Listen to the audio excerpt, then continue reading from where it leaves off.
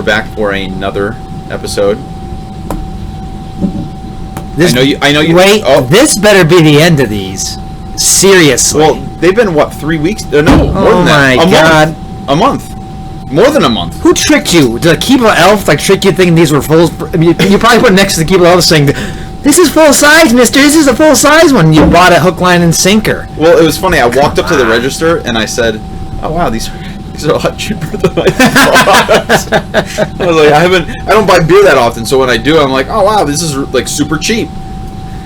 Full size? Full size. Not full size. Yeah, and then when I got them out, I was like, oh, good Lord. Yeah, well, you know what?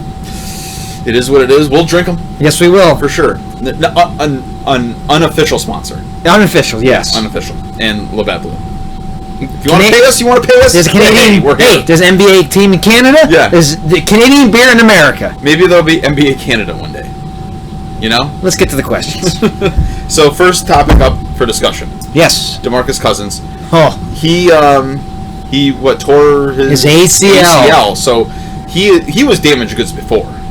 Like he would go on a team. Everyone's like had high hopes. Recently, yes, he had obviously some mental stuff going on of just he was always some. DeMarcus is DeMarcus. I don't think he's a mental case, but DeMarcus is. Well, I didn't say that. DeMarcus is DeMarcus, but he can't can't stay healthy. No, he can ball for sure. Not this year. Well, no, I'm saying like when he's healthy, he could be a 28-12 guy, 100%. Which is always an all-star caliber. Yeah, but where does he end up now? I to be honest, I don't. Well, let's say this before we even go there. Let's just address his. Well, let's do this. He signed a 1-year deal worth $3.5 million. He wasn't going to be a backup. I think he was going to start in that team. Mm-hmm. So let's say he duplicated last year's numbers: 16 points, 8 rebounds. But where does that come from now? But where did he? How long did he play for? He played for half the season. But for the Lakers, where does that come from now? McGee? Jared Dudley? I mean, they got him too. Yeah, I mean, this is tough. I mean, people are saying, "Oh, it's not." They have LeBron. Well, if he's healthy, they have Davis, but they needed. He could have been that third guy. But you gotta stay healthy. Yeah. And now he's gone for the whole season? He's gone for the season. So now he doesn't collect anything, I hope. No, he does collect. Jesus. Insurance will probably pay, on the Lakers end, insurance pays for it. I know, but still pays. But that's crazy, though, that he's going to get paid for not playing a damn... Does he go back to the Lakers after this? I think you'd have to, in a show of respect, sign for something similar. Because he was going to rebrand himself, like we talked about Carmelo last week. Oh, God. He's going to have to rebrand himself, and that was the whole point of him signing a very friendly deal like Isaiah Thomas has been doing the last couple of years. Think about this. No John Wall this year. Okay? Yep. Now, no DeMarcus Cousins. We got some elite players. They're not even going to see floor time this year. That's tough. This has been a tough start to the season. We haven't even started yet. And we're a ways away. DeMarcus, people say it's not going to hurt. It's going to hurt. It's going to be bad. But how is it not going to hurt? Well, ask all these professionals. Like, they have these 2 other guys. Well, they need more than just 2 guys. Well, you can't play on this. You can't play on paper. No. You have to play. And I don't. It's funny. A lot of these, and we hit on it a little bit last week with like that guy who started House of Highlights, Omar, and all this stuff. I follow them on Instagram and stuff, and it's funny because they started out doing highlights, and now they're getting more intricate with just posting inspirational videos and all this stuff, and I get it, but he has his own kind of show where it's more or less like not glorifying, but like, oh man, you were like so good, like tell me about this time in your career, and like he was a big fan of Dwayne Wade, so I get it, and you grew up in South Beach and all that. Yeah. But there's a lot, like I feel like there's this continuation from, they can't say anything bad, like news outlets and everything. It's not like politics now where you have right and left and everyone's like they're bad. Everyone's trying to like, ESPN they can't say anything negative. If they say anything negative, they're going to get slashed and burned. I get it, but there are some other podcasts that really dig deep and say, like someone like Michael Rappaport that just unleashes on the Knicks, and he's been a long time Knicks fan. Yes. And it's in those. I'd rather listen to someone like that because they're going to give you a raw and uncut view of, their view. But really, he's been a Knicks fan for his whole life. There have been other guys like, say if you set Charles Oakley down right here and been like, how are the Knicks going to do? He'd be like, they're going to fucking suck. They're going to just be terrible for the next 5 years, possibly. Who knows? I can't stand these. I have a quizzical look on my face because we were talking about DeMarcus Cousins, and we have just taken the ride down the tunnel or something. Where are we? What happened? Where did we go? No, but I'm getting... No. This is the whole thing. I'm getting back to it because this was the whole thing from you were saying, well, all these news outlets are like, oh, they're... they have all this stuff. They have all this bench help. They have all these people that are going to help the Lakers, and they're going to be fine. So we're spinning to that the news doesn't know what they're talking about. I was coming full circle. I'm trying. I was trying to figure this out. That's the thing that killed me, or that kills me, because you go to ESPN and you're like, oh, they're going to be fine. No, they're not. No. You can't listen to Stephen A. Smith and try to figure out what he's... This was my... And this is why I went off on the tangent with like House of Highlights and everything like this, because last year and probably the last 3 years, they post these videos of all these guys playing at like a Big Sky gym and wherever, and they're like, oh, they're balling out. Oh, Hoodie Mello's killing it, dude. He's playing against bums. They're not playing against high. There's nothing on the line. I just saw one today. Devin Booker. Oh, he's lighting it up. Okay, he should be. Nate Robinson's not a bum. Lance Stevenson's not a bum. They're unemployed right now, but that's not... that's neither here nor there. I can't fucking stand that shit.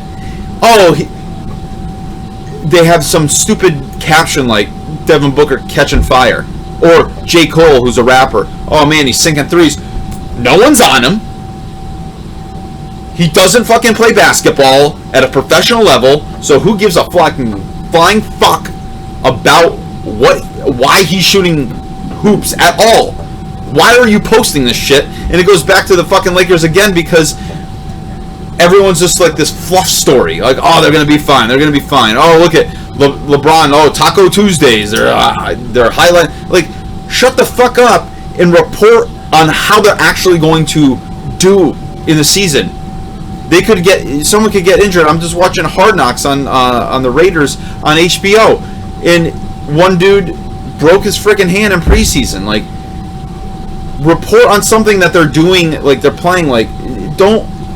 Oh, LeBron's dunking on dudes that like are playing pickup at a Big Sky gym in like Montana. Who fucking cares? He should be doing that. DeMarcus shit. With the Lakers when they win 50 games, maybe more. Now without DeMarcus, they're not winning 50 games. To me, that's big. A 6 or 7 seed. 4 or 5 outside home. Well, I'm maybe. saying if they catch fire, right? LeBron stays healthy the whole season. Right. Last season he played what, half a season? Yes. Played what, 40 games maybe? Probably more like 60 games or so. Oh really? Yeah. I thought he played like 46 games. No, he missed but about 20. But that's the thing that I don't know. That just irks me to no end. That no one just says it like it is.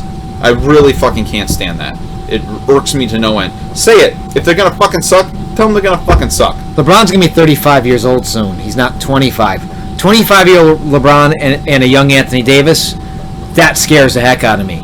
Older LeBron and Davis now doesn't scare me as much. Well, he's got to pass the torch for sure. At this point, and I think, to be honest, I think he's better at it than. Yes, he knows that he can turn it on and off. Blah blah blah. But I think he knows his body, and I know he's invested a lot in it. Yep. To play at this level where he's almost 35, or he's 35. I mean, to be playing still at that level he's playing is pretty ridiculous. We're gonna see some nights off though defensively. Oh, and that 100%. You're not gonna see LeBron James in the Heat chasing down people, blocking everyone. No. Even what was it 3 years ago when he was doing it? Started to see him slow down just a little bit. Yeah, but you got it. But at the end of the day, like I said, I feel like he knows his body enough where he's like, okay, I need to know when to do these things and when to not. If he still gave a half effort to get down the court, there's a possibility someone misses a layup. Yeah. someone misses a rebound, and he's there to scoop up the garbage. I need his ass down there to play defense, Yes. not standing there cherry picking. Yeah. That's worrisome. I don't care how old you are. If you're not going to do that, But watch from the pine. But like Seriously. I said, he knows, Seriously. But he knows the game well enough, I think, to instill that upon. You're not gonna. Lance Stevenson's gonna be like, yeah, okay, jog on, man. I'm not gonna do that shit.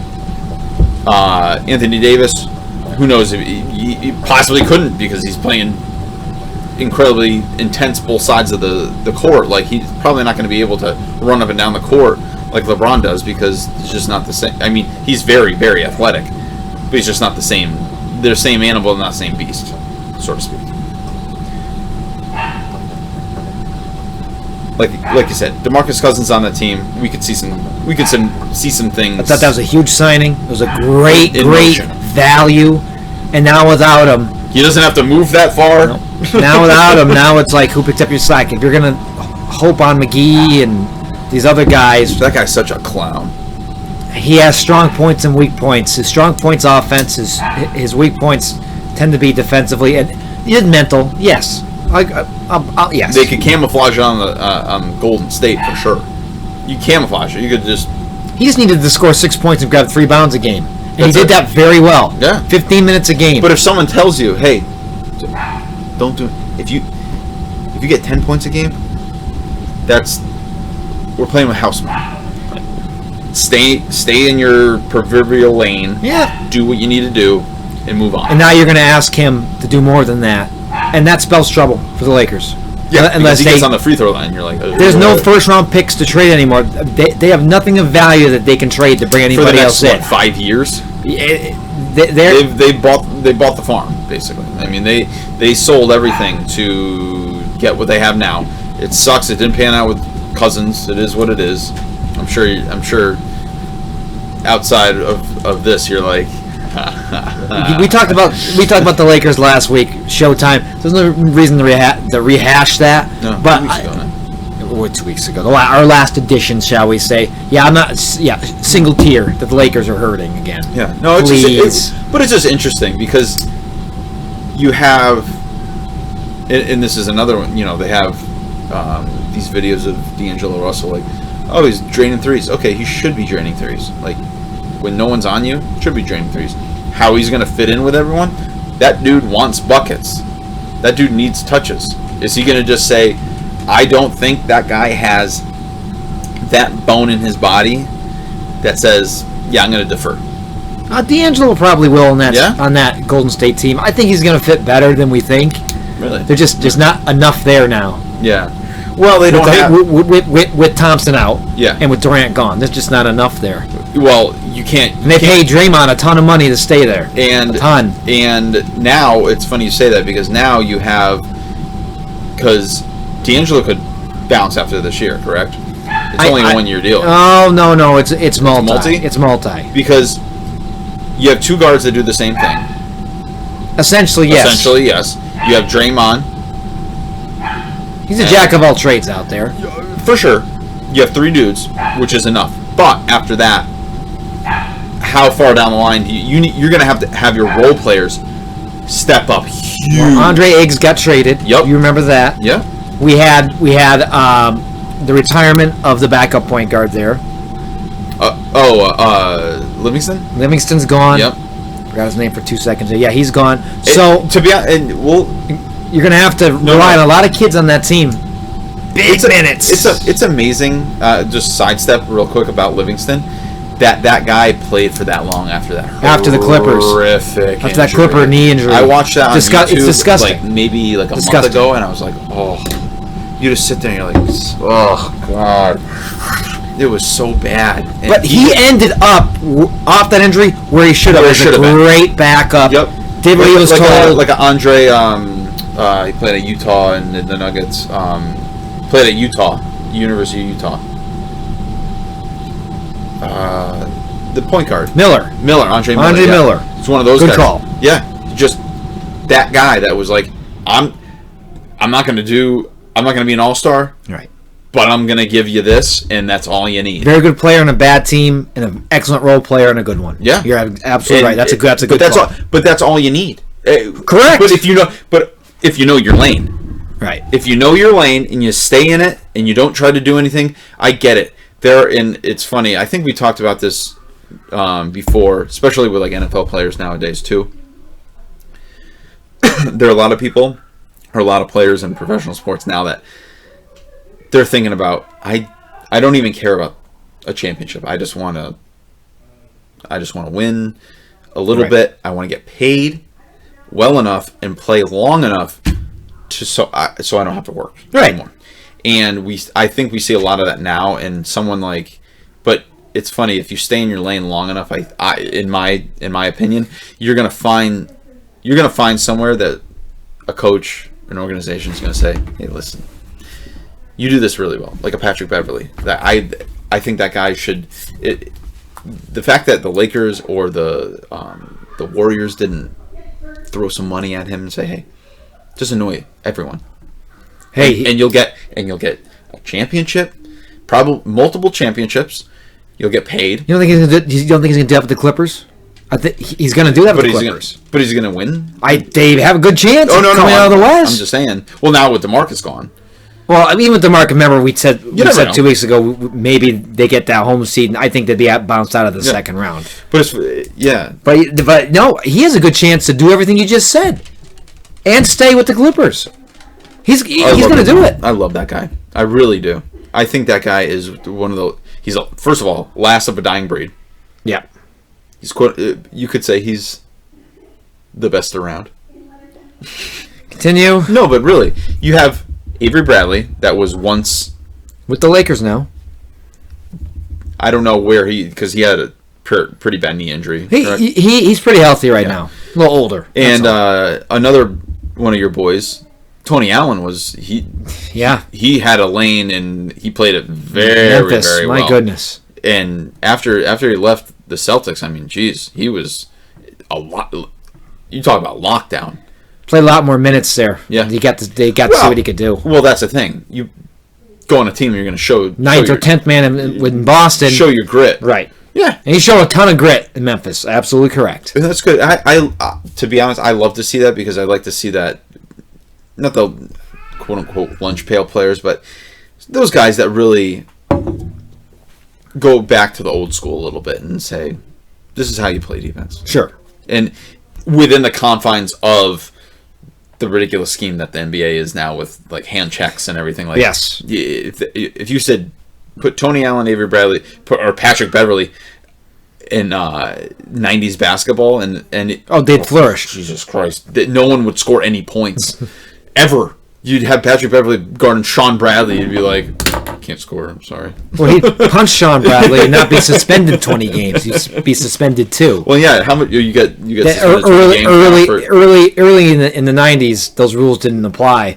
No. Right around the 1994 NBA playoffs, that there was some bad fights, and then the next season suddenly they've really clamped down on leaving the bench, punching. Well, you have TNT, NBC, CBS being like, guys, we can't have this. Well, they did want. No, are you kidding me? Well, they wanted that. No, at one point they had it, and then what really set it into the freaking stratosphere was Malice at the Palace, and then then it went. Guys, first of all, should we be selling beer at the stadiums? Someone's like, yes. Okay. Well, we got to keep that. All right, move on from there. Should we have Ron Artest in the league? Probably not. Lunatic. Yeah. And he went after the wrong guy. And the guy's holding the beer. He's like, I got nachos and beer in my hand. He's like, how did I throw anything? He's like, I hate your guts. And then all of a sudden, Steven Jackson's over there beating the crap out of somebody. And then the guy who really threw it, he was in a Pistons jersey, started going up to Artest and started to whack him. As he's holding him back, he starts whacking him. It's like, oh my God. I remember two things. So like they were yesterday. That watching ESPN, coming back home to my parents' house, watching that and going, what in the world is going like this to my face, like in the worst city possible. And the other one was when I was in college. My roommate and I came back from dinner and we put on ESPN. We're both leaning back in our chairs and we read the ticker and we said, that's got to be wrong. and it was Kobe's 81-point game, Right. and being like, and then it immediately went to live update. Kobe scores 81 points, and we're like, what in the world? On who? Like the blind and deaf people? Like Toronto back then like, were blind and deaf. They had Del Curry at one point. I'm just kidding. Yeah, at one point, yes, they did. I know they had him at Oakley one was up point. there too. Those guys were not playing that game. No, but let me tell you, I was like, how did they allow this? Oakley would not allow that. Oakley would have the shit out of Oakley him. would have Kobe on the floor. Oh my God! At 60, I'd be like, all right, I'm going to get 6 fouls immediately and possibly injure this man because he's not doing this anymore. Have some fucking integrity. The logic is, we'll let one guy get off and we'll defend everybody else. But when you let one guy go for 80 and everybody else scores 5, you still win. He's got 81 points. Like, my guy, stop. Just stop. Good God. Well, we had a segue. Yeah, we did. A little bit into. So we were talking about DeMarcus. And you side noted Carmelo for a second. I tried not to, but I did. Now same situation. Same situation. Take a little less money to rebrand themselves. Well, it's funny you say that because Carmelo never really had. I can't even think about a long-term injury he had. He's had a pretty healthy career. Yes. He never was injured severely. He just was one of those guys that needed his points. Yeah. More than he needed a good team to play on. That's the best description on him. Yes. Will he ever need his points? Will he ever play again in the NBA? Will anyone give him another shot? Why would you? No, I'm asking you. But why would you? With the track record he has, I could never. You're asking me. I would never. I would never have him on my team in a million years. Not even ever. like as a. Not at this point. Like, even a coach. Like, imagine him like, hey, come over as a specialty coach. Like, just teach. He wouldn't do that. No. But say he won't do it. No. But say he would just fill the kid's head with just nonsense. Like, hey, you got to get yours, and like, don't worry about. Like, dude, shut the fuck up. Like, you'd hope he wouldn't, but that's what you and I are in the same. He would. That's what he's gonna do. And even if he would deny it to the day he died, and you bring him in as a 10th man or something, he wouldn't do it. He doesn't want to play second fiddle. Anyone. That would be the Allen Iverson doing that. He's older than LeBron. My man, you have to say. You have to. Two people that played on the Spurs that did it, and we were talking about it before. Steven Jackson, he was never at Carmelo Anthony's level, but he understood. I need to play second fiddle. Third fiddle, fourth fiddle. Like maybe I'll come off the bench, but I'll play on an organization that knows how to win, and get coached by one of the greatest coaches. Who's the other guy that went there and did the same thing? Rudy Gay. No, Tracy McGrady. Well, Tracy with a bag of bones, and he never played at the end. Yeah, well, he was. I mean, imagine that guy. Imagine that guy never got hurt. Jesus Christ! But he was one of those guys that needed his points. Right. And Glenn Robinson, big dog, but another guy. But you know what? If you're gonna have a lane, and we talked about this 5 minutes ago. If you're gonna have a lane, stay in it. If you want to score those points, if you want to be that guy like if Devin Booker wants to stay on the Suns the rest of his career, he'll score. He'll be in the Hall of Fame for points scored for the Suns. Everything, like, he'll just be. If you want to do that, own it. I don't give a shit. Really, I don't care. That's not a fair assessment of him because his team sucks. I'm just. I understand that. I thank you for saying that, but I'm saying that as if you want to do that, someone that's not going to. At one point, he's like almost like a Barry Sanders. Like, you guys aren't giving me points, so I'm just gonna have to do whatever I need to do to get around these guys. If you're gonna have a lane, have that lane. Like Carmelo Anthony, own up to it. You don't want to win shit. You don't want to win. You don't want to win a championship. He reminds me of Iverson so much. Well, Iverson, I think, put on a good front of like, "Hey, I want to win a championship." Yeah, but you can't do it by yourself. You can't. You're not going to win it with Tom McCullough. I'm sorry, you're not going to do Derek Coleman. You could have. Well, Dikembe. Yeah, I was going to say Derek Coleman wasn't on that team. He was on that team. We watched Derek Coleman in 2002.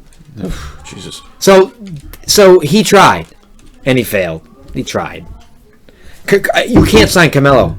I think he'd be Oh, such no a deterrent I would never. to your young kids. Yeah. To the Yeah, fan you'd base. be like, you got to get yours, son. Houston. Get that payday. He proved in Houston. And he had some big games, and it was just like, this is not the fit we want. Goodbye. Well, when the same thing with, and we talked about it extensively with Harden and Westbrook. I don't know. I don't think anyone sees how that is going to be a symbiotic relationship. Houston thinks that, and they're delusional. Well, because all D'Antoni sees is I don't know. No. It goes up to the ownership. The people that brought him in, that D'Antoni may be sitting there with the same look saying, what the hell am I going to do? who's going to play defense. No one. At one point, Patrick Beverley, he was on that team. He was playing defense. Clint, who? The center. Oh, I like the center there. yeah. What's his last name? Was it Capella? I don't know. He's not a bad player. You know more than I have. Boston was flirting with trying to get him, Yeah. but I'm glad they did not. Yeah, what are you going to do about your Kelly Olynyk jersey? Are you going to sell that bad boy?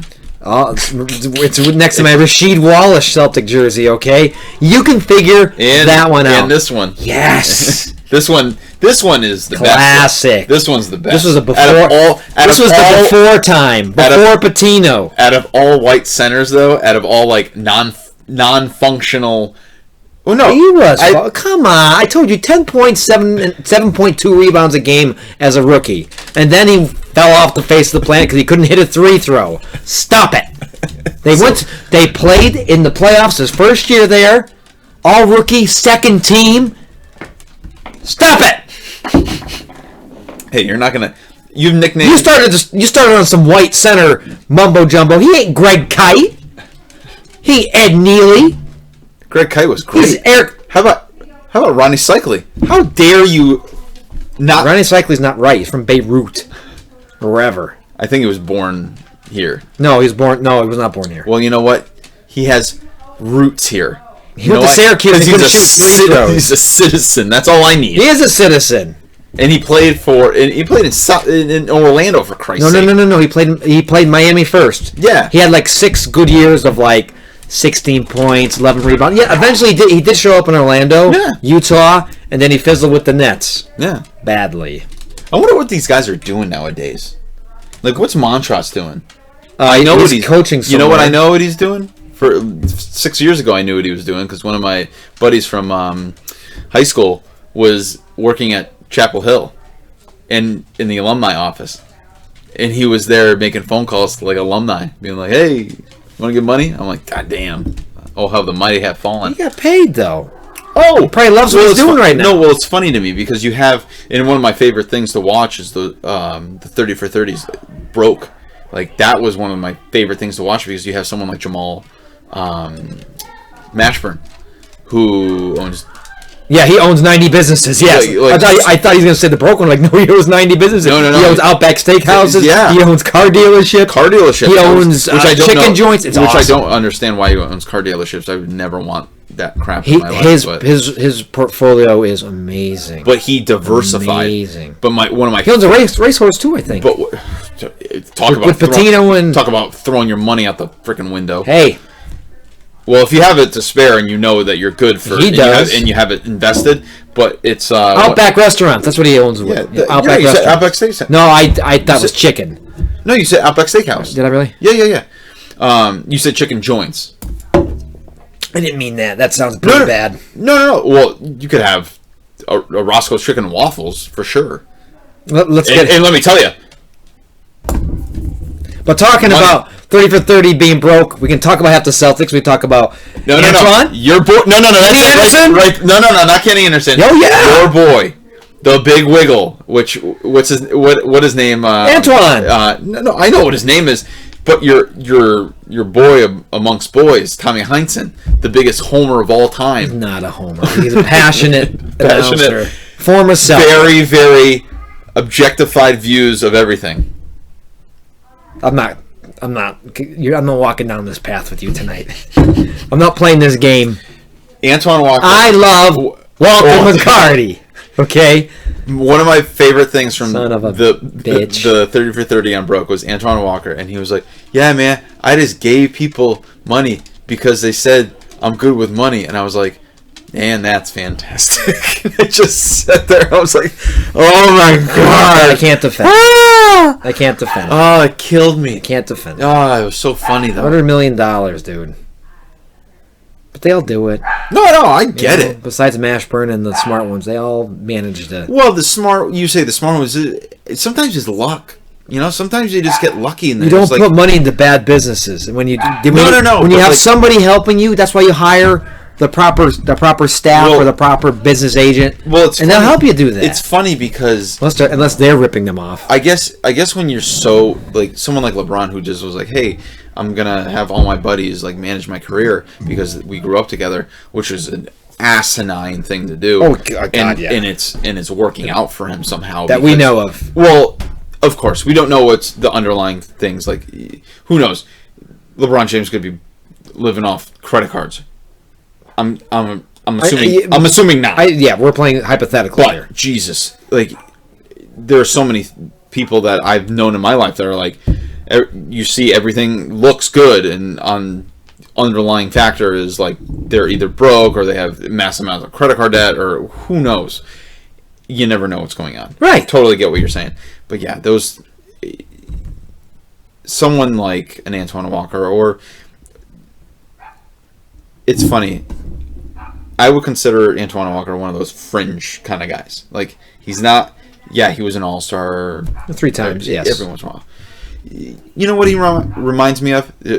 If he wasn't so kept himself in good shape, and like a Jamal Crawford, like someone that got paid and got paid again, and then still kind of playing. But if it wasn't for that, he'd be broke. Sure, I'm pretty sure that guy would be broke. Yeah. And if that guy leaves the NBA, he'll be broke. Probably. I'm 100% confident in that. Latrell Sprewell. I mean, they all, God. they all Those do guys it. just drive me nuts, though.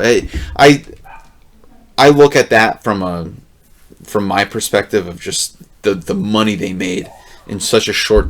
We're everyday Joes, and we look at what they did in 10, 12, or 14 years, and and you're just how? Like, well, not how we know. Well, how do you lose all that? How? How do you lose $100 million? And you never had it before. Like, we didn't grow up with. Our parents weren't rich or anything. Middle class families, and but we never wanted for anything. Right. I never was like, hey, why aren't you giving me a Mercedes for my first car? Correct. It was like, hey, we have this much money to give you, and you have to work to get the rest. Maybe that allows us to be more humble because we work for it, and maybe they were put on a pedestal since they were very young. That's neither here nor there, but like, someone gives you a $100 million contract over like 5 years. I mean, Jesus, that's hard to spend that much money. Let's say this. It's easy. It's probably very easy. But it's hard when you really think about it. Like, okay, you buy a house. All right, you buy a house. You don't need another house. You have one house. You need 8 cars. You need like 1 car. I wouldn't even buy my parents a car. I'd be like, when do the gold-plated toilets come into the house? Well, that's when you get Mike Tyson money. Yes. And that's when you really start going, you know what I need? I need a white tiger. But let's slice it up even more. You make $100 million. You pay half it in taxes. You pay your agent off. Let's say you end up with 35 or 40 mil. What do you do with 35 or 40 mil that you lose it? You could say you wanted to just say, all right, you get a high yield savings account, or you have $30 million. You get what? FDIC insures $250,000. You spread it out. Say you have 15 accounts. You have high yield savings accounts. You earn 1%. You can live off the interest. Like, you put $10 million into a bank. Like, what are they going to say? Like, you could live off the interest for the rest of your life comfortably forever. You find a CD or you find something like that that gives anything. you 3.5%, whatever, 4%, whatever, and you're all set. And you don't have to touch any of that money. That's what I don't understand. And the bank would be like, "Thank you, because now we can loan this money out, and we're gonna just correct like that." To me, that you and I, that's common sense. To these guys, and they live a lifestyle that we can never dream of. That's the issue. Well, that's the thing. They're living the lifestyle that 10 years after they leave, they're trying to live the lifestyle that they were, when they were 25. That's not going to happen. Like, you have to, and I get it. It's the same thing. To be honest, the same thing with me when I went for a run today, and I'm like, man, if I could only go back to when I was a sophomore in college, and I was so svelte, I was so in shape, I could run 7-minute miles, no problem. It ain't that way anymore. No. And it's hard, to be honest, it's hard for me to self-assess and say, this is the way it is now. The greatest reality check is this. For an NBA player, they got the $20 million home. You and I are in the goddamn command center. I mean, who's living life now? The guy with the $20 million home? Or the guys in the command center with the VCR tapes? True story. Yeah. With the Montrose jersey? Montrose jersey. I mean, there are not a lot of people that have that. This is a life, dude. I mean, we have a stationary bike. We have a trampoline. We have a miniature-sized pool table. Yes, we do. Oregon's over there. Yeah. Oregon. What are you, Phantom of the Opera? We'll play some songs later. We'll get some peanuts and popcorn.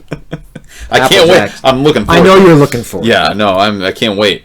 What's you don't even know how to play the organs. Sure, I can. It's. What's the next topic? Anything from Phantom of the Opera. You said Team USA, so I'm assuming that you have something to go on with this one. The something is scrimmages haven't been very good, and I'm a little bit worried about who these 12 players are going to be besides 4 Celtics and everybody else. Because Tucker from Rockets just backed out of it. PJ Tucker. He twisted his ankle a couple times this past week. Had a game of scrimmage with 3 rebounds and 3 points. He's not exactly light. I just watched a highlight video on of USA team. It was actually mostly a highlight video of Kobe on when he was on the USA team. Well, Kobe ain't there this time around. And Mike Miller was on the team. I was like, yes. oh wow! I'm like, wow! This was a while ago. He had one good year, and they're like, USA team, buddy. This is where I wouldn't have minded Carmelo Anthony being on that team just to score buckets. Listen, Kemba's going to score some buckets for sure. Jason Tatum I think is going to be pretty good. Let me tell you, I think Kemba's going to go all. Yes. So Kemba's going to be like, hey, because it's funny. He's what? 20, about 29. 29, yeah. He's entering an interesting situation. You have someone that's 22, right? And Jason Tatum, touted as the next big thing. I think, is like the guy that's going to take them one day to the promised land.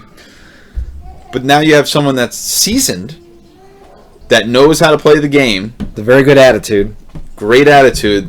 Always smiles. Could come in and be like, it's my no, he's not Kyrie. No? He's going to make everybody better. No. Well, no, this is the thing with the USA team being like, hey. He's going to do the same thing. He's going to make everybody better until they need him to go into assassin mode.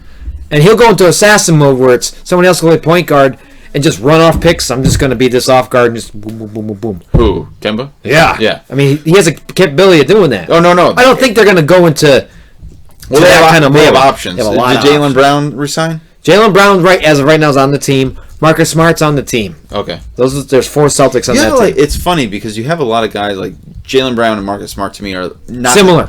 They're similar. They're duplication in talent. They're not the same guy. No, but like you would use Jaylen Brown more in scoring and Marcus Smart more in defense. Not necessarily. But I'm saying, they could be interchangeable. Like I said, there's a lot of similarity in that team. Which is very Tatum's similar. Which is very dynamic. Yes. And you never know what could happen. But my issue with that is that they're almost the same person in like stature, size, like everything. Like you don't.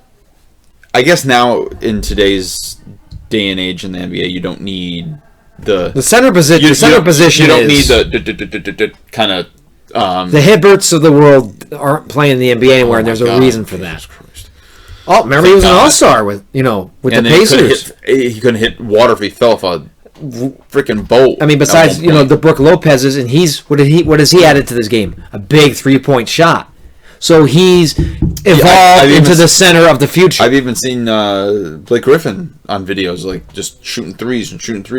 Lopez is on that USA team, by the way. Good for you know what? To be honest, I'm so glad, and those talk about guys that will never go broke because they came from Stanford.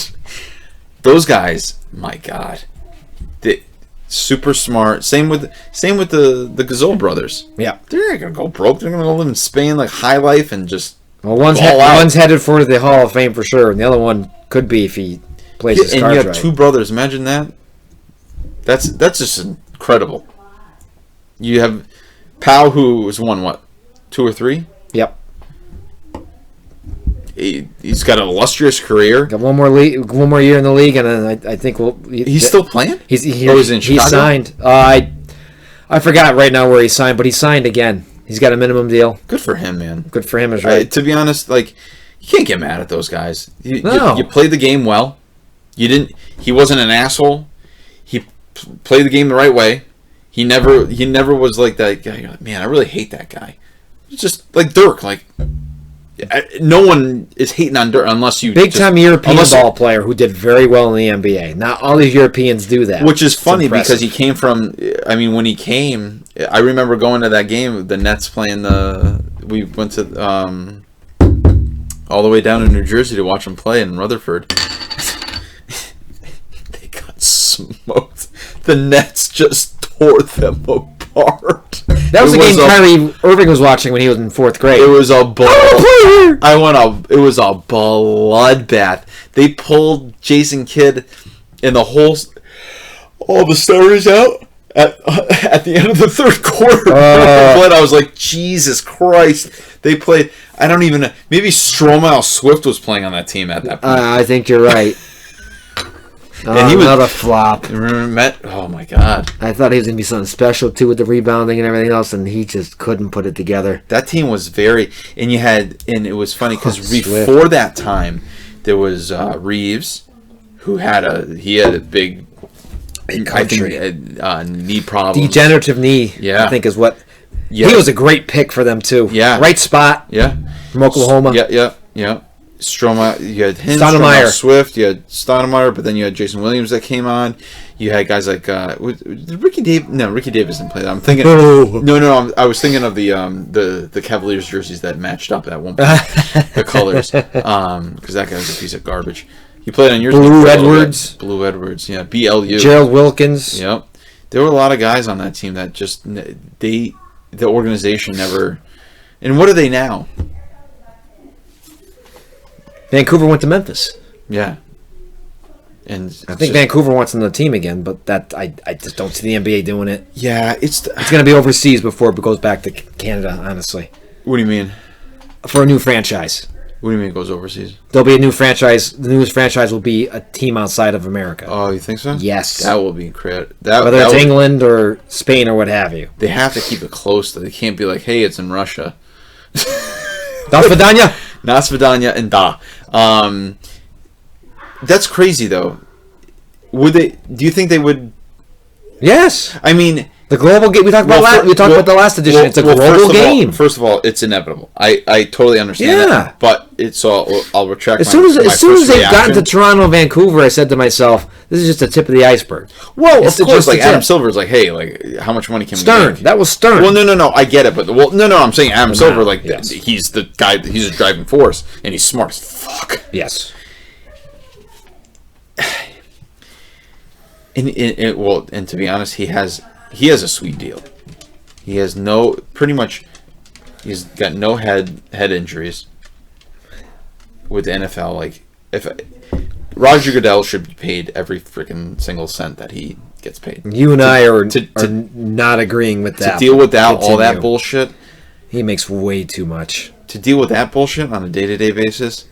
He's done one thing right so far, and that was to reinstate Josh Gordon to the Patriots, and not give him any more suspensions, which I thought was impressive. I swear they'd sit him down for half the weed, season. Man. Just let him go. He's not doing anything. And that maybe they're getting to a point. Some workplaces around are getting to a point where they can't hire anybody because they're failing. They failed drug tests, which is disappointing, and they're failing it with weed. Now, all right. It's weed. Well, you go home and you smoke weed and you go to sleep. The last 10 truck drivers we interview all failed because of weed.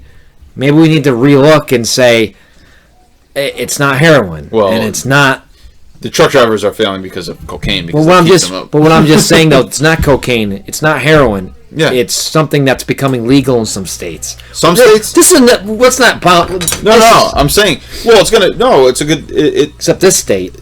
No, but I know you go to Massachusetts, Northampton to go get yours. Oh, I forgot. You have a local dealer. Yeah. No. I go local for sure. Pop and Pillhead Paul. You always gotta buy local. I know. I mean, come on. Yeah. Jeez. Support the mom and pops. You know, that guy's gonna feed his family. I know. We got family to feed.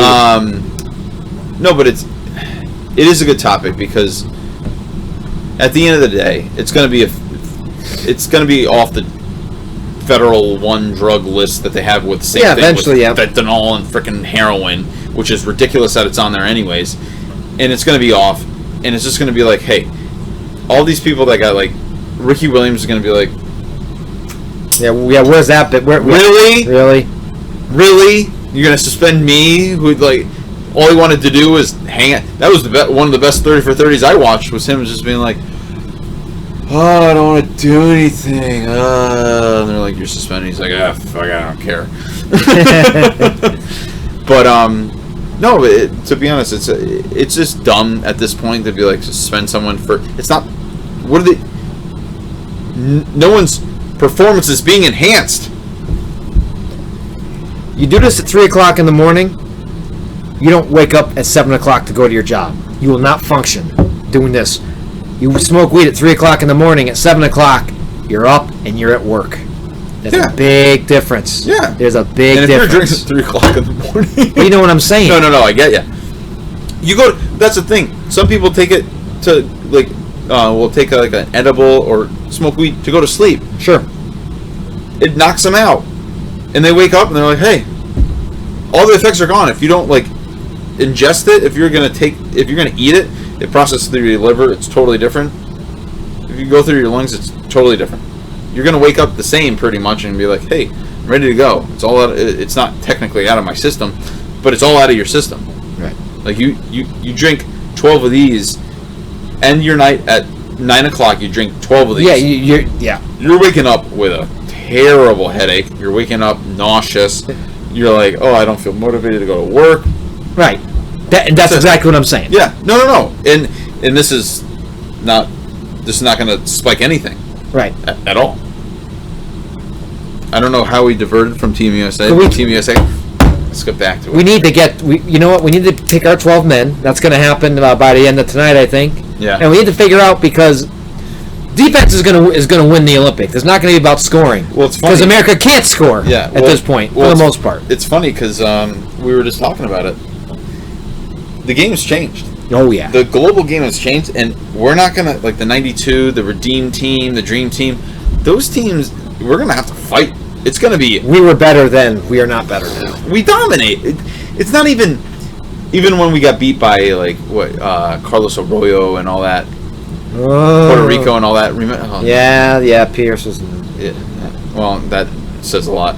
But next those now more than ever, like Spain, Australia, Brazil, like. A lot of NBA players are sprinkled on those teams. It's a nice sprinkle, but they're gems like Tony Kukoc. Yeah, everyone was like they locked him down because the whole team sucked. But Scottie Pippen was like, yeah, I'm not gonna let him score. Like, yeah, he's playing on our team next year, but fuck that, I'm not gonna do that shit. I don't play that game. There are more weapons now. There's a bigger concentration of NBA players in the global game, and it's going to be tough. And it's something that it's great for the game. We don't have NBA All-Stars at every position on this new team. We have close. Kemba is an on-again, off-again All-Star a couple times there. Yep. Tatum's not an All-Star yet. Jaylen Brown's not an All-Star yet. Marcus Smart's not an All-Star yet. You think Marcus Smart is ever going to be an All-Star? No. Unless they give Jaylen Brown. Jaylen Brown could be. No. I think he's just scratched the surface. I will mark it down right here. Mark it down right there. Will never be an All-Star. Well, first of all, you didn't write anything down. All right, sorry. Yeah, write it down. Jaylen Brown will. I can't even read what he's writing, folks. Never. So it's invalid. Be invalid. Star. Invalid. Ever. Yeah, and that. Yes. Quote the Raven, nevermore. Yeah, exactly. Or whatever. No, but those guys. That's why this is tougher. Well, let's say this. I say that with a stipulation of being on the Celtics. He's never an all-star on the Celtics. We don't know that. He could go. Someone could throw money at him one day and say, "Hey, listen, come to Memphis. He has that. We'll pay you $10 million more than they're paying you." The extension right now is over in October, so they need to figure out something before October. Lock him up for 3 or 4 years, and he'll be all set. So we'll see. But the point is, there are 1 or 2-time All-Stars on that team. Yeah, and to be honest, it's not a one-time All-Star to me is like, okay, you're Kemba. an All-Star, but like, I know. No. And I think he got on because someone, like... There might have been one injury there and he slipped out. Like, hey. Kemba's always deserved it. He just played for rotten teams because Michael Jordan refuses to pay anybody. Which is ridiculous. He's a billionaire. He wants to own a team for the sake of owning a team sometimes. Yeah. 100%. He wants to see... He wanted a seat at the table. He got it. It's a bad formula as far as I'm concerned. Well, it's funny. He got a seat at the table. He was always going to get a seat. You win, you make more money. He makes money hand over fist with. I understand with his that brand, but he doesn't give a shit. Prestige as an owner. I understand that, but he's a prestige. Who are you talking about? The greatest basketball player of all time, hanging out like he's the greatest basketball player of all time. That's all I see him as. When I see him as an owner, as an executive, he's a joke. But that's the thing. I don't think he cares. I don't think he cares about all the ownership and shit. He has a team. People are like, oh, you're the greatest of all time. Okay, like I don't think he needs any more validation than that. He's still a joke. He's good. I 100% agree. It doesn't make me cry at night. I love it. No. Well, first of all, you should be happy that he doesn't have as much clout, motivation that he did in his game that he does in his team, because if he makes no sense. But that's the thing, you never win any championships. You lose because he outpay everyone. He get everyone. All he needs to do. This is all Michael Jordan needs to do to become a good owner.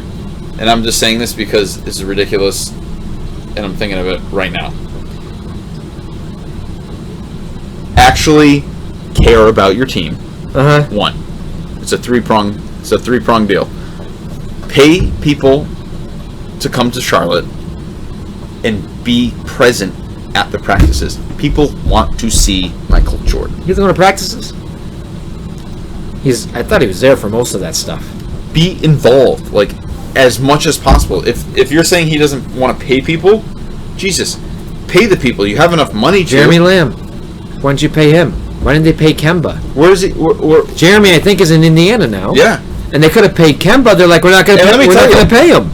Are you nuts? And let me tell you, good for Jeremy Lamb, who was a good college player that has turned his career into. He's a very good NBA player. NBA career. Very good. Who has?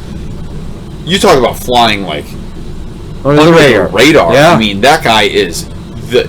You want to talk about like almost like an Austin Crozier, who had a couple good years. Yeah, without the rebounding. No. But I'm saying, like, just stayed the course. Flatlined. He's a shooter you don't think about. Yeah. Because usually your team he plays on has 2 or 3 shooters. I mean, he's a fourth guy. He was ice cold in college. Like, that kid, what stood out to me was that he was in the national championship game, and he was playing like it was like, oh, this is just a game. Right. That's what stood out to me, to be like, oh, this guy can play in the NBA, because he's like, oh, this is just basketball. I can play this game. Ben Gordon, someone like, sure, and I say it like from a shooting aspect, like, this is just a game. I can shoot the lights out of the stadium. That's fine. Probably one of those guys that could go toe to toe with any of the greatest shooters without anyone. Like, you just put him, Ray Allen, Steph, Mike Miller, anyone on the court with nothing, no stakes or anything, they're not going to miss. It's just, at one point, it's just muscle memory. They're just like, dude, this is easy. That's just what they do. Ben Gordon was overpaid in the end. 100%. With Detroit and Charlie Villanueva, which was kind of ironic. Charlie Villanueva is one of the...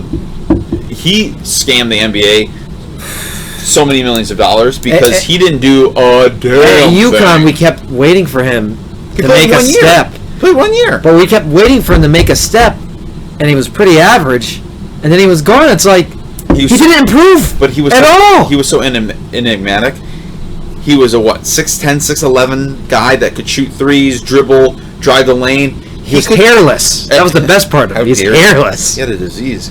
Still hairless. Are we going to go there? Yeah. You're going to talk about his disease? Jeez. I don't have a disease. Mine grows back, mostly. How dare you? But how do you sleep at night? Comfortably. I don't have to worry about my hair or anything. When you think about Charlie Villanueva, he got paid. I'm not worried. His last contract with Detroit, he got paid. Yeah. He played Detroit? He played in Dallas at the end. No, he played in Dallas at the end. No, Detroit. He got drafted. Yeah, and he got paid. They re-signed him. It was like 5 years, $40 million. Yeah. It's like, for what? Yeah. And no, for what? Having any hair. Yes. Yeah. He's like one of those hairless cats. Yeah. No. You just stare and stare. Yeah. He has alopecia. I mean, it is what it is. I enjoy that in my coffee cake. Yeah. You just sprinkle it right on. Jesus. What's next? I think we've talked about Team USA enough. Another topic of yours was Philly, and I put an arrow next to the never win or never will win. Oh, is that true? If your point guard can't shoot, who's their point guard? Ben Simmons. When you can't shoot free throws, you don't shoot threes. A point guard now is like the center position. The evolution now is to become a better shooter. So your point guard's not literally just a guy who dishes off the ball. Yeah. You have to shoot to keep the defense honest. Well, it's funny you say that because I always think that I'm a big proponent of point guards that is like Rondo, like a guy that's just going to bring up the ball, facilitate. That's what a point guard is to me. It's old school. And I get it's old school, but I like that point guard too. And maybe it's just me putting my feet in the sand, drawing a line, and saying, "Hey, this is how I would run a team." But if I had a team, if I were to run a team, I'd want someone like, again, Patrick Beverley, Rondo immediately, and say, we can build. It's funny to build around those two guys, but I would build around someone, and then have someone like a Westbrook, a Paul George, someone that can, or a Kawhi Leonard that can maneuver, that can play defense, that can score, and then if you need a big guy, go from there. It's not like you go from the top and go from the bottom anymore. I think you need. Did you say Rondo? Rondo learned how to shoot three-pointers. When? Over the last 3 years. Oh, Jesus. He couldn't even shoot jumpers. Correct. But that's what I'm telling you. They showed a jump. I remember he's kept himself relevant in the league by adding something to his game. Yeah, which is great. Simmons needs to do the same thing. You could be where the TV is over there, about 10 feet from here, and people will be like, yeah, shoot, I don't care. Like, but that's this the was point. Like 5 years ago. But that's not the point. Even 5 years ago. Let him shoot from outside. You can let Simmons shoot from the outside all day. Yeah. And when they didn't... Simmons, I think it's psychological. When it's... It's like with Fultz. In Orlando now. God. That man's troubled. We'll see. I pray for that. He has a clean slate in Orlando. Yeah, I pray. He really does. I really do pray for that man because it sucked. I mean, you could have had him easily in Boston. You could have escaped that shit. Traded him to Philly for Tatum and a pick. Oh my God. Tatum and a pick. Imagine that. But you would have been. That would have been. To be honest, that could have been. Yes. The demise. It would have been. And you would have. Imagine that guy. I see you sitting there with your head in your hands, going, "Why?" He's one of the worst. He's one of the worst first picks ever.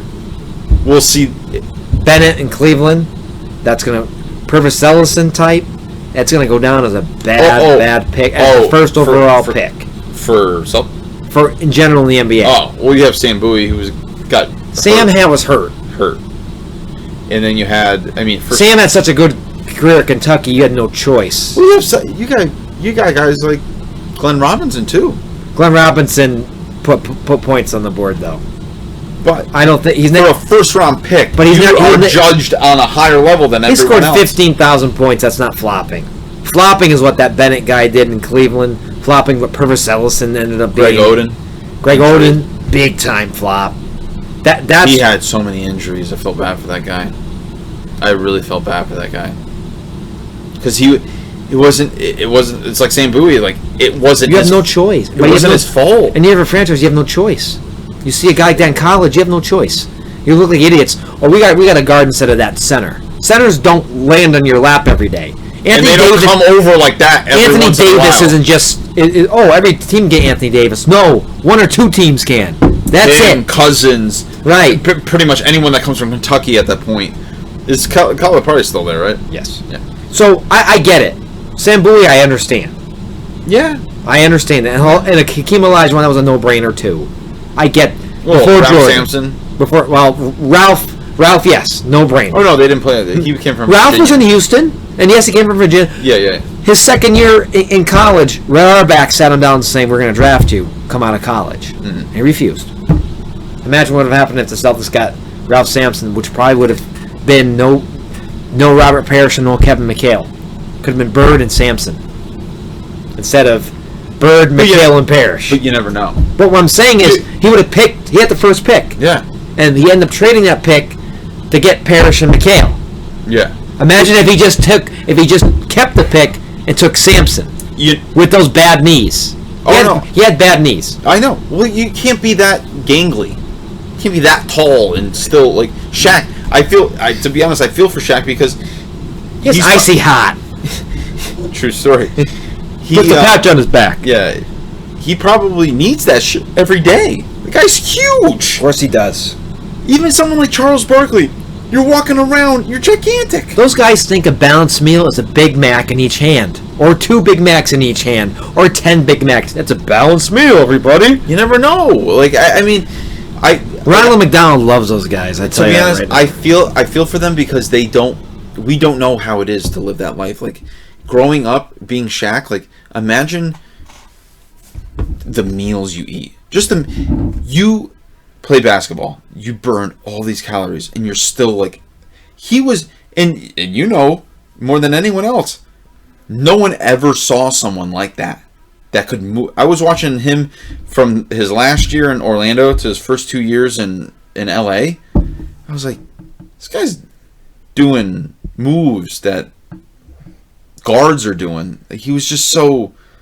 Also, his physical size between his raw. first year in Orlando and then the second year in LA, his size was a little bit different. Oh yeah, admittedly. No, but he was spelt. But he came in Orlando. From Orlando, to his first year in LA, from those 2 years, you were like, people were probably like, I don't want to play against this guy. Can I? But he did miss a lot of games because of his weight. Well, yeah. Well, his weight, but he talks about that. He talks about that too because they had the 30 for 30 with him and Penny, and he's like, yeah, I just wanted he wanted so much, and Orlando wasn't enough for him at the end of the day, and it sucked because for me, watching Penny being my favorite player, you saw that guy be so. I mean, before injuries. Sure. He was nasty. Yeah. And it was just boom, boom, boom. Microfracture knee injury. And that was it. And you either come back from it or you don't. He never did. And John Stockton came back. He didn't. Yeah. 2 point guards. Mark Stoudemire never came back. Well, he's trying to get back in the NBA. Yeah. Remember that guy when he was on the Suns? Yeah, he was amazing. You making Tim Duncan look like a bitch. I was like, dude. He had a 5-year window in Phoenix, and he was just amazing. And you sat there and you're like, they're gonna win they could possibly win it. The Suns could. They had a good nucleus. Grant Hill, I think, was on that team. Yeah, you had a good. It was Grant Hill, baffling. Another one. Talk about a great basketball mind. Incredibly gifted. Injury prone. Had very good years. He had very good years in Detroit. And then when he got traded to Orlando, I had his the whole thing went off the rails. I had his USA jersey, and I had a red Pistons jersey, and I still have them. Once he got out of Orlando, though, the injuries seemed to subside. He became a little smarter with nutrition and everything else, and he had an okay career. But but that never should have happened. No, the Ben Wallace trade was a ripoff. Imagine Ben Wallace staying in Orlando, becoming Ben Wallace, what he became in Detroit and everything else. My God. Yeah. To be honest, though, I was happy for Ben Wallace that because he was there in Portland when they got No. Let's start the heart of the matter. Patino had Ben Wallace in summer camp. Oh, know what he told Ben Wallace? well, you're talking about Ben Wallace. Yeah, Ben Not Wallace. Rasheed Wallace. No, Ben. Yeah. Ben. Not Rasheed. You're going to Rasheed in Portland. I know. I'm saying they had Ben. Patino had Ben playing outside. And What do you mean outside? shooting outside. So he came to camp saying, you just play outside here, not in the paint. Ben Wallace couldn't hit. Anything. That's what they kind of told Rick. He's like, I never played out here before. I could tell Ben Wallace to throw a ball and he'd be like, nah. The Celtics had him 3 times in camp. They had him 3 times. They had Ben Wallace in camp 3 times. Oh my God. Didn't sign him once. Can you imagine? Can you imagine that? No, do you imagine him Oh, in Boston? The people would get behind him. Yes. Like you read about a lunch pail player that only does defense, and he scored. And any time he dunked, the place would go fucking ape shit. Can you imagine Ape shit. having that guy? You looked at him 3 times, you couldn't figure it out. Like, oh, you block shots really well. Nah. Oh, you rebound like an animal. Yeah. You can't shoot from the outside. You're not a good athlete. Yeah. That's Patino. He wants athletes. He is an athlete. That's all. But no, he wanted athletes that run up and down and jump. Wallace didn't run up and down and jump and like the way Patino wanted. Obviously, otherwise he would have been a Celtic. I was gonna say, how do you want him to run up and down and jump? Because that guy did it pretty well. That's what he wanted. He wants horses. I guess he wasn't a horse that he was. Is Walter McCarty a horse? I believe. Well, he did have all his Kentucky players. Yes. Ding-a-ling. He had Wayne Turner in Boston. You mean Jeff Turner? No, Wayne Turner.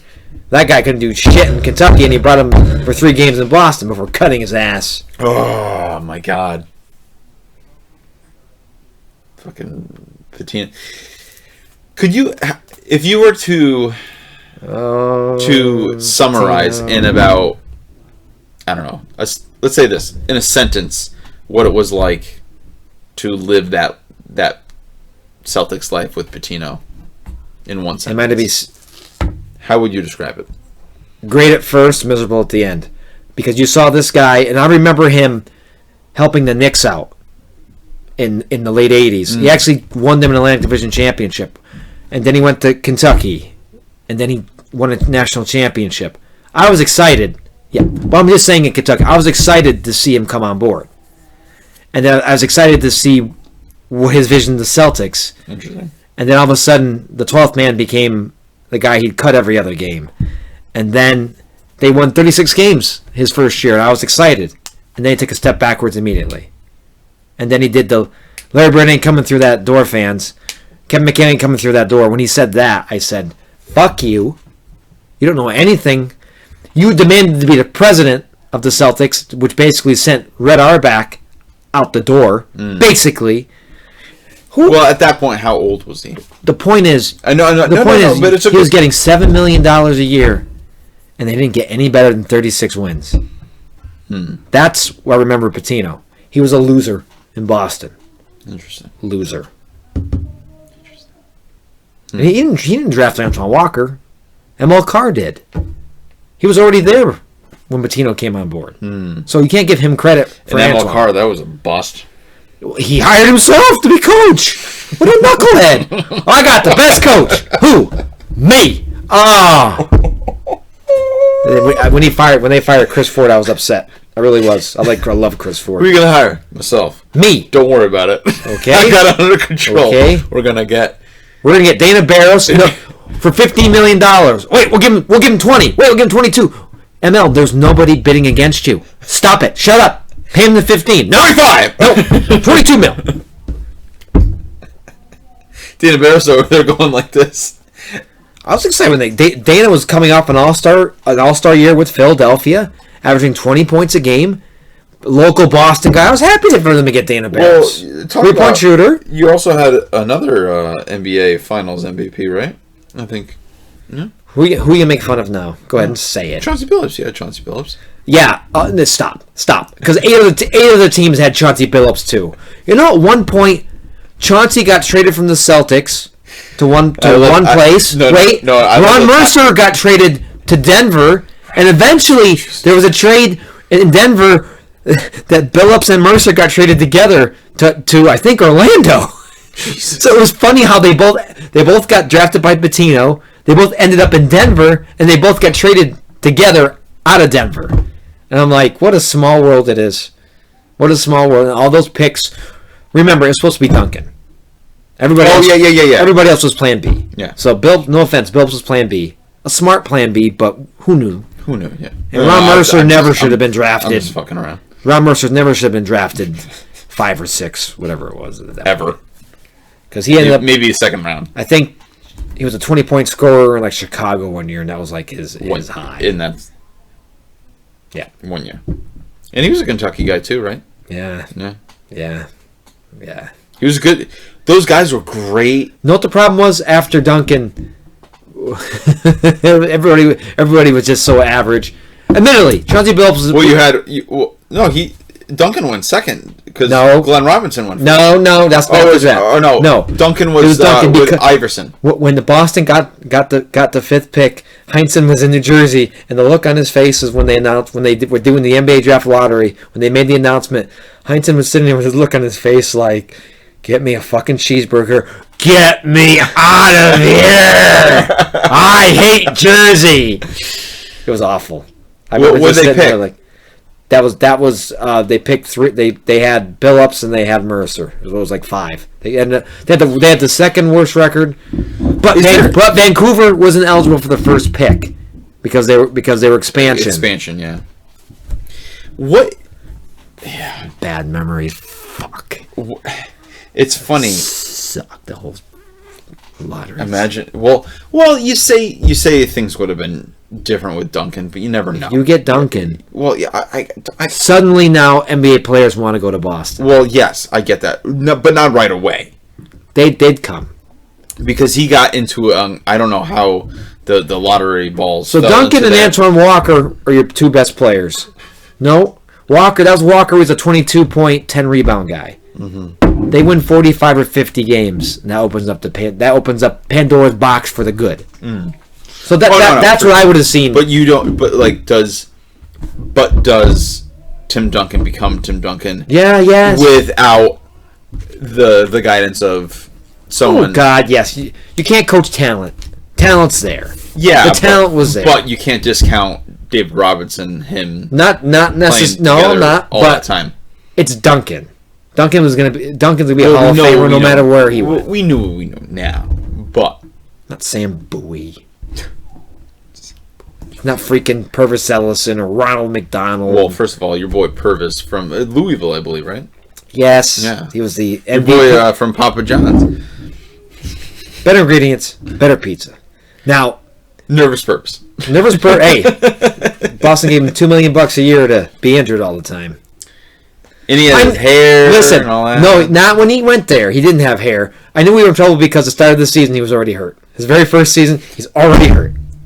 He had a double-double his first game, and I was excited, and then it was just downhill from there. There was some promise. Yeah, there was no promise when he dropped the table on his toe and he missed the season. That was the promise. Yeah, the 94-95, they had Blue Edwards, Dominique Wilkins. There was promise. And then Chris Ford said, "Okay, Dominique, stop shooting the ball." He was Carmelo Anthony that season. Now I need you to sit and come off the bench. And Pouty and Broody, those guys just... That's why Dominique never won anything. Another guy. He was the prototype Carmelo Anthony. He was a prototype of a guy who couldn't win because he couldn't get out of his own way. Stay in your lane. That was pretty good. That was epic burp. I agree with that. Only negate one thing. He was more enjoyable to watch than Carmelo Anthony is. Better dunker, big deal. Exactly. Big deal. When your team doesn't win, it's all the same. Well, at that point, no, you're not going to. Those Atlanta Hawk teams were miserable to watch because you're not going to get an argument from me out of that. They can never beat that team. Can never beat Detroit. Atlanta can never beat Boston. Atlanta. You have Buck Williams. Atlanta couldn't. You had Spud Webb. You had no. You meant Kevin Willis. Oh, Kevin Willis. Sorry, yeah. Buck was in New Jersey for so many years, and then he ended up going to Portland. Yeah, and was on those finals. Yep. The final team there. Yeah. Hey, Kevin was an all-star eventually. That team, they had Doc Rivers and Spud Webb. Yeah. John Koncak, worst contract of all time. 6 years, $13 million for a guy averaging like 5 points and 4 rebounds a game. He's the one that did it. He's the one that did it. He's getting paid. Detroit tried to give him the offer sheet, and I said, no way. We want that guy. He's going to score 5 points a game for us. You know what he wants? Tip-top cash. Cash now. Cash monies. I don't want cash later. He got it. He got his cash now. Oh, my God. Oh, man. Well, I think that's it. I think we've covered a lot of stuff. You today. wrote something else down. Hopefully that wasn't anything besides no, Jaylen Brown. It was Jaylen Brown. Yeah. I got choke on your lies. Well, I said DeMarcus Cousins. Bitch. A side note for Carmelo Anthony with a note that said "Never play again." Yeah, no, that was what I saw. Never play again. Perfect. That was my note. So that was my ending note for Carmelo Anthony because to be honest, we'll end it here because I really hope that guy figures it out. I just don't ever think he will. It'll be somewhere other than it'll be a cold day in hell where that guy goes like, you know what, I should have deferred. He's still going to the Hall of Fame. So it's Dwight Howard, all those guys. Dwight Howard, don't even. They're just professional losers. You want to block out another hour for me to talk about him next week. Fucking guy. I almost finished this beer that Keeper Elf gave me. I almost did. Almost. That either says less about you or more about me. And you didn't even finish your brethren's beer. How dare you? Next episode, my friends, we will be enjoying Canadian beer. Light. Only the finest. Light. Only the finest. Pure calories.